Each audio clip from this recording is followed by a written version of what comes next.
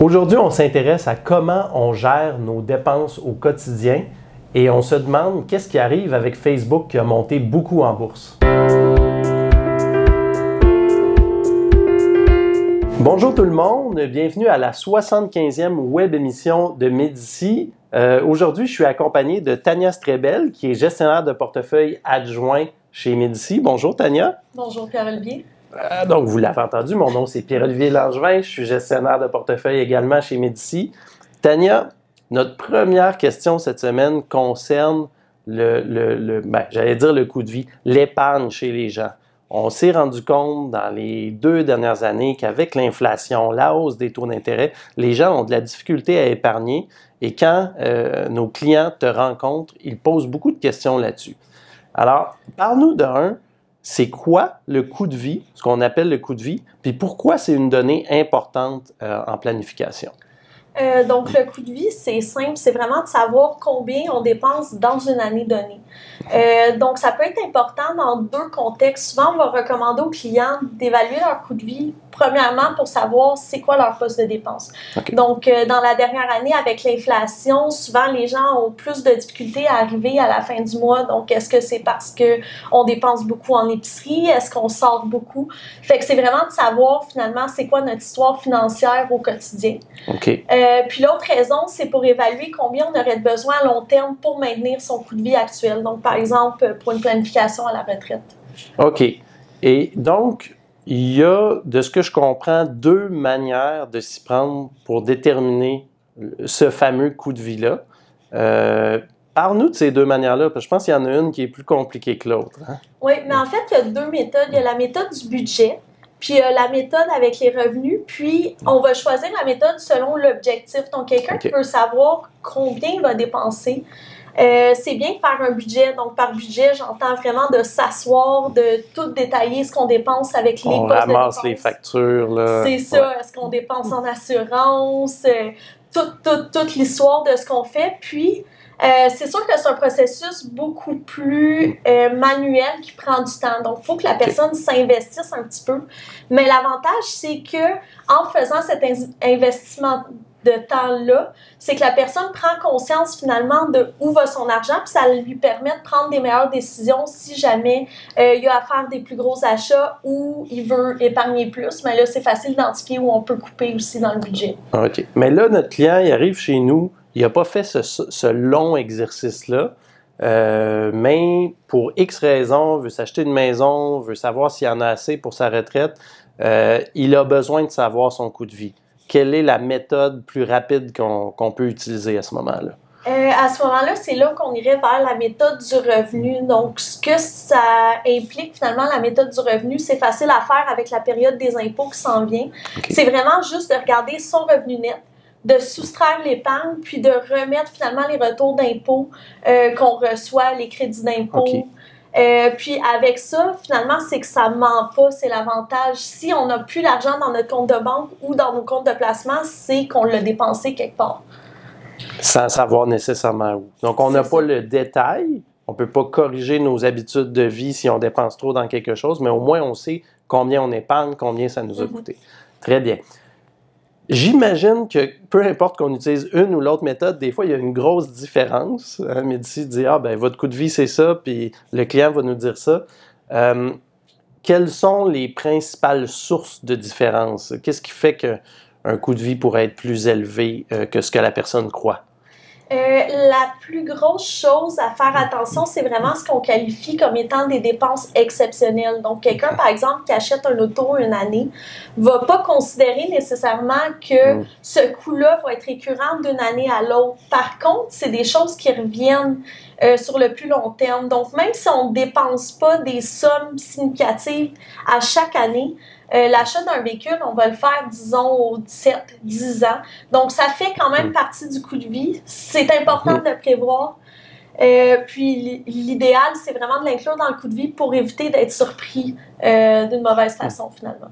Fait que les gens à la maison, s'ils veulent, disons, aider leurs conseillers financiers à les aider, c'est un très bon exercice que tout de suite, connaître ses habitudes de consommation, cumuler ses dépenses, puis savoir où sont les principaux postes de dépenses. Exactement. Juste d'avoir une conscience de ce qu'on fait personnellement, ça va aider à donner l'information à notre gestionnaire de portefeuille. Bien, super. Merci, Tania. La deuxième question porte sur Meta. Depuis son creux au 31 octobre, on a remarqué que le titre a presque doublé. Donc, qu'est-ce qui explique la hausse du cours boursier? Oh, OK. Ben, c'est une hausse quand même importante que le titre a connue depuis le 31 octobre. Il y a eu une hausse probablement autour du mois de décembre dernier. Et ça, c'est fonction pas mal des annonces de mise à pied que l'entreprise a annoncé. Mark Zuckerberg lui-même a mentionné qu'ils allaient mettre à pied 11 000 employés. C'est quand même une somme importante. Et ils ont annoncé un gel d'embauche aussi. Donc, veut pas, les principales dépenses quand tu es une entreprise de médias sociaux, c'est surtout de la main-d'œuvre. C'est des ingénieurs qualifiés à haut salaire qui travaillent sur des nouvelles fonctionnalités. Donc, en faisant ça, c'était le premier signal. Puis rappelons, Tania, qu'un des problèmes de Facebook l'an dernier, c'était le contrôle des coûts. Les revenus ont une croissance moins rapide. On devait contrôler les coûts, alors même que les dirigeants, ils investissaient. Alors, il y a ça qui est important. Soudainement, changement de direction, Zuckerberg confirme que là, on contrôle les coûts. Et dans le dernier appel conférence, Zuckerberg a été assez catégorique à l'effet que la priorité pour 2023, c'était d'avoir une bonne efficience opérationnelle. Je pense qu'il a dit « Year of Efficiency » 35 fois dans l'appel conférence. Alors, ça donne une bonne indication. Mais en parlant de Year of Efficiency, oui, il y a beaucoup d'employés qui ont eu des mises à pied, il y a des meilleurs contrôles de ce côté-là, mais nous, une des choses qu'on surveillait plus, c'était aussi les dépenses pour le Metaverse. Donc, est-ce qu'il y a eu des changements à ce niveau-là? Non, dans le sens où les dirigeants ont confirmé que les dépenses dans le Metaverse vont continuer de progresser cette année. Donc, ils souhaitent y investir. Ceci dit, il faut mentionner que la perception, des fois, chez les gens, c'est qu'on est en train de miser toute l'entreprise sur le métaverse. C'est pas tout à fait vrai. Les compagnies de médias sociaux au sein de Facebook, on va les nommer, il y en a 4. Facebook, Instagram, WhatsApp, Messenger. Donc, il y a de la messagerie, il y a du média social. Mais on va appeler ça médias sociaux. Ces 4 compagnies-là, ensemble, ont réalisé presque 50 milliards de bénéfices d'opérations en 2022. On compare ça à peu près 13 milliards de dépenses ou de pertes dans ce qu'on appelle le Metaverse. Donc, on n'est pas en train de miser toute la compagnie sur le Metaverse. L'autre chose qui est important de mentionner, c'est que le Metaverse, c'est pas juste un gros projet qui va fonctionner ou ne pas fonctionner. La perception, c'est que c'est ça. Mais la réalité, c'est que c'est à peu près 4 projets majeurs. On va faire le tour ensemble, si tu veux bien. Le premier, c'est un média social 3D virtuel où les gens peuvent se rencontrer. Donc, l'équivalent de Messenger, mais vraiment dans un univers immersif virtuel. Ça s'appelle Horizon. Le deuxième, c'est le bon vieux casque Oculus qui a été renommé je crois que le nom, c'est MetaQuest. Donc, on met ça sur notre tête, ça englobe notre visage, puis là, on voit plus grand-chose à part ce qu'on a sur les yeux. Donc, vous l'avez sûrement vu à la maison, là, c'est de plus en plus populaire. La troisième chose, ce sont des lunettes. Vraiment des lunettes qui ne sont pas invasives, comme des montures là, pour la vue, mais où il y aurait des éléments qui s'affichent, qui ajoutent de l'information, par exemple, lorsque vous marchez, des indications pour trouver votre direction, par exemple. Ou une fenêtre pour recevoir un message, puis vous voyez le message dans vos lunettes. Et la quatrième chose, c'est un système de commande qui n'est ni par la voix, parce qu'on ne veut pas être dans la rue puis parler dans le vide comme ça puis avoir l'air un peu fou, mais qui n'est pas non plus un clavier. Donc, vous allez sortir un téléphone puis taper pour faire votre commande, peu importe soit-elle.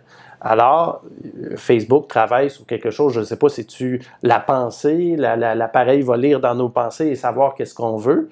Je ne sais pas, mais il y a de la recherche qui se fait de ce côté-là. Donc, Tania, peu importe ce qui arrive, il y a sans doute des initiatives là-dedans qui vont fonctionner, puis d'autres qui vont moins bien fonctionner. Donc, il faut le voir de cette façon-là, le Metaverse. Même si Oui, ça nous dérange. Oui, c'est un niveau de dépense important. Mais chez Médici, puis on le possède pour nos clients, les employés, les associés. Donc, on est assez investi dans la méthode. Malgré ces dépenses-là, c'est un titre qui est à une évaluation raisonnable et même malgré la hausse des derniers 3 mois à peu près. Donc, on est très confiant en l'entreprise à long terme. Voilà. Donc, c'est déjà la fin de la web émission. Merci à tout le monde pour votre écoute à la maison. N'oubliez pas que vous pouvez nous contacter. Si vous avez des questions comme ça d'investissement ou de plus de finances personnelles, n'hésitez pas. Donc, ben voilà. Merci beaucoup, Tania, pour ta présence. Puis merci, Pierre-Olivier. On se reparle dans un mois. Au revoir.